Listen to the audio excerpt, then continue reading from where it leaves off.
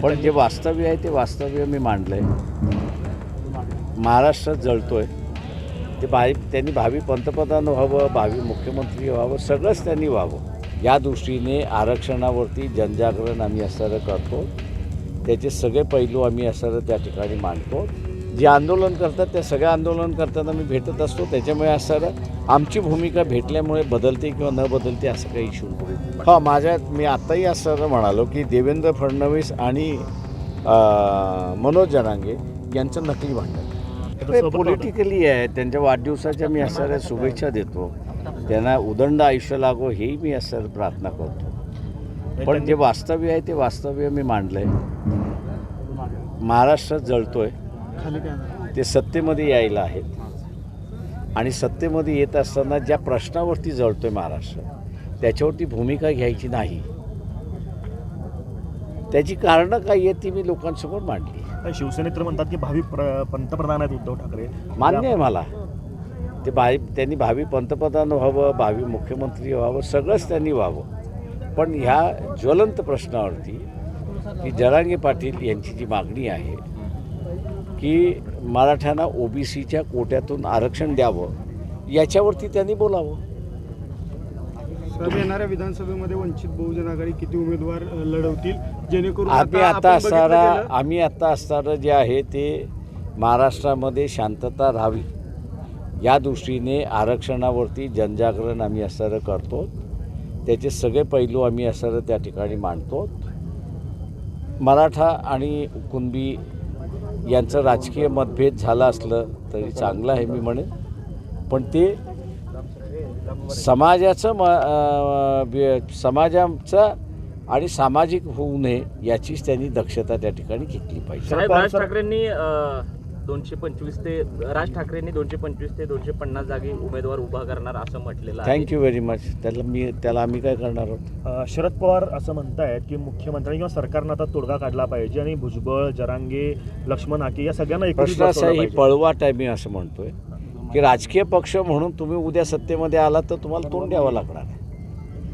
आणि तुम्हाला उद्या तोंड द्यायचं असेल तर मग जरांगेच्या मागणीच्या तुम्ही बाजूने आहात की जरांगेच्या मागणीच्या तुम्ही विरोधात आहात हे तुम्हाला असं स्पष्टपणे मांडता आलं पाहिजे.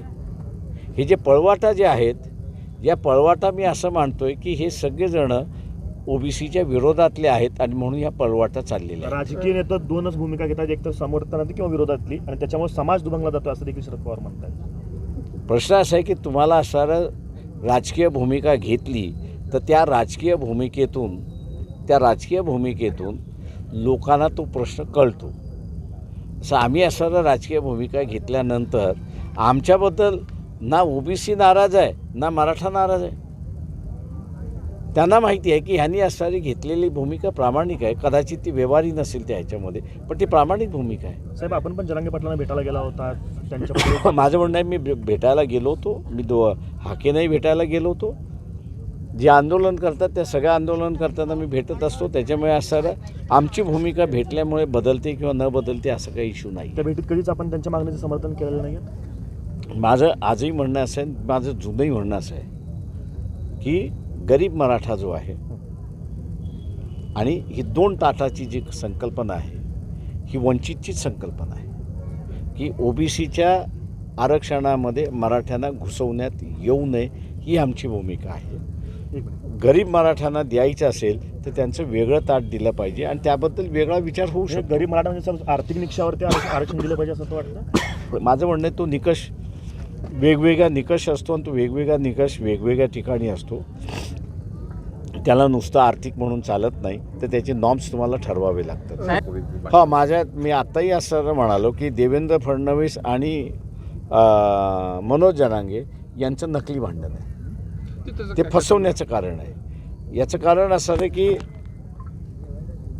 जरांगे पाटील यांनी असणारं देवेंद्र फडणवीस यांना टार्गेट केलं आहे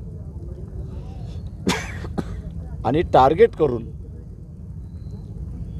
OBCने असं वाटतंय की जरांगेच्या विरोधात कोण तर देवेंद्र फडणवीस, म्हणून आपले देवेंद्र फडणवीस असा शब्दप्रयोग सुरुवात झालेला आहे.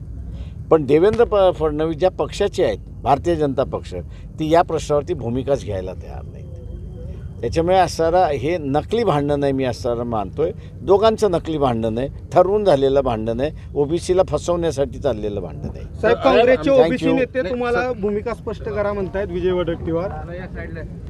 एक त्यांना यंदाची असं OBC बाबतची त्यांना असं भूमिका. त्यांना असं मराठी कळत असेल, त्यांना माझी सगळ्यांना भूमिका माहिती आहे. थँक्यू. चला. Thank you thank you.